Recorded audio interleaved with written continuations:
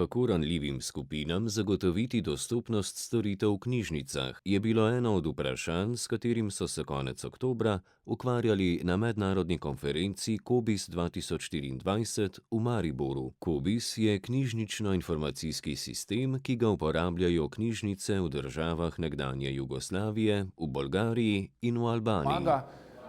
Knjižničarjem ali bibliotekarjem gradivo katalogizirati in spraviti v eno enotno bazo, zato da lahko iz te enotne baze potem vsi uporabniki knjižnic in tudi vse druge knjižnice vidijo to knjigo in kje se nahaja, kje jo najlažje dobijo, kje je svobodno dostopna, kje ni. In zdaj z našimi novimi storitvami tudi lahko pri nekaterih vidijo polne tekste teh knjig, imamo tudi e-knjige podprte. In še in še.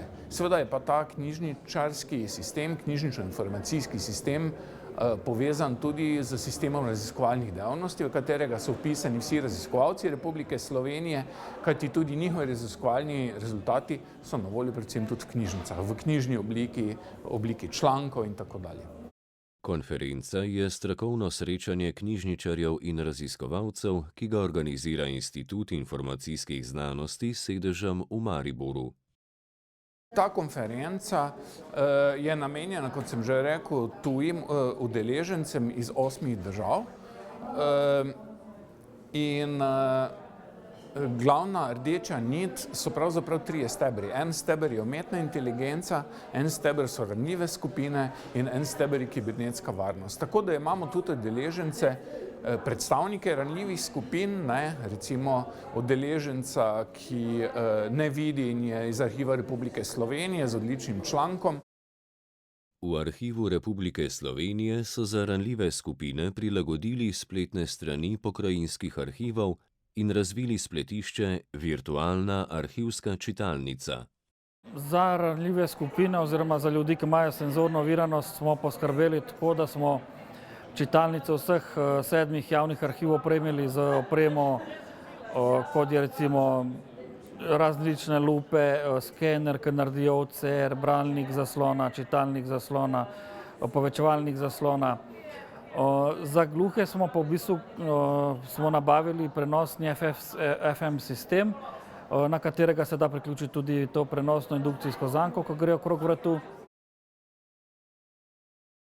Učenci in dijaki s slepoto se med šolanjem srečujejo z različnimi učbeniki, delovnimi zvezki, delovnimi listi in drugimi učnimi gradivi, ki zanje niso vedno neposredno uporabni.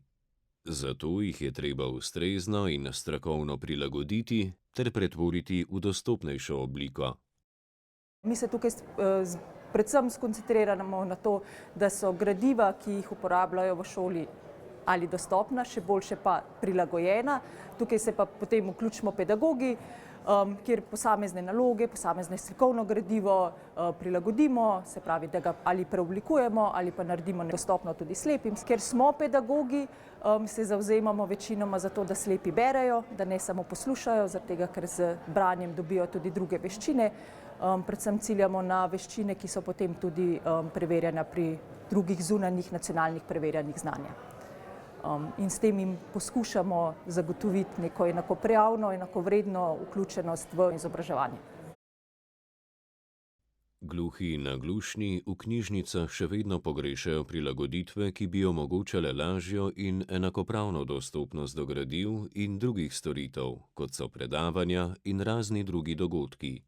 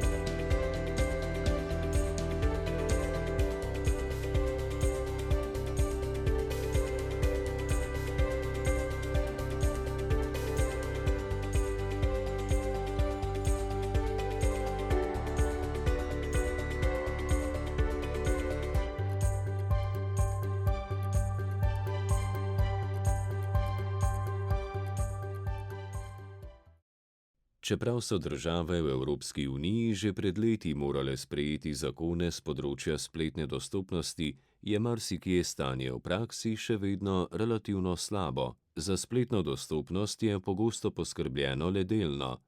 Hkrati pa se pojavljajo tudi neustrezne rešitve. Pri sami spletni dostopnosti ne gre zgolj za recimo slepe, gluhe in druge invalidne osebe, temveč je spletna dostopnost namenjena vsem, tudi recimo starejšim osebam, in tudi mi vsi se lahko prej ali slej znajdemo v situaciji, ko smo nekako hendikepirani in ne moremo uporabljati spleta na način, kot ga sicer uporabljamo.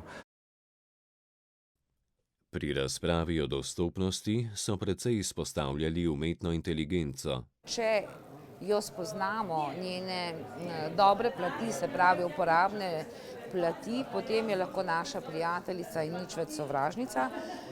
Mislim, da je pa res za uporabnike z kakršnimikoli oviranostmi en velik plus, zato ker recimo slepim pomaga se orientirati v prostoru v mestih, potem gledati recimo razstave, umetnost spremljati. Na marsikakšnem področju se jim s tem olajša dostop do vsega, kar mi, ki nimamo ovir, dobro vidimo. Kljub strahovom, ki jih prinaša uporaba umetne inteligence, je na splošno prevladovalo prepričanje, da je slednja lahko zelo koristna. Lahko jo namreč uporabimo pri povzemanju in razumevanju besedil, pri pridobivanju ključnih informacij iz dokumentov in pri iskanju ustreznih informacij v velikih bazah podatkov.